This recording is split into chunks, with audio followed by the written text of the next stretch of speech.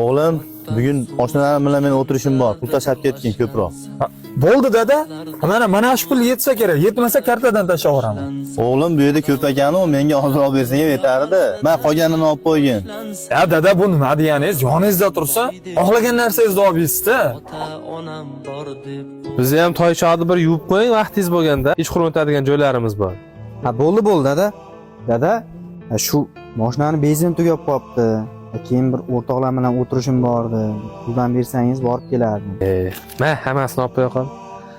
Ha, bo'ldi dada, rahmat. Ortiqchasini qaytarib beraman. Boshlig'im deb gerday yuradi. Otasidan pul so'rar ekan. O'l. Ismoil voy, qayga shoshyapsiz? Keladi yondirib yuribsizmi? Ko'chalarni changitib, otaga jetaverladimindir deysiz. Xo'ja ko'rsinga shuncha narsa qilgandan cho'ntagingizda pul olib yursangiz bo'lmaydimi? Otadan so'ramasdan, "Ha, meni ko'rmayapsizmi? Otamni og'zidan chiqishiga xohlagan pulni beraman. Men sizdan yaxshiroq ekanman, ey." Endi qo'shni, siz topgan pulingizni o'zingiz saqlaysiz.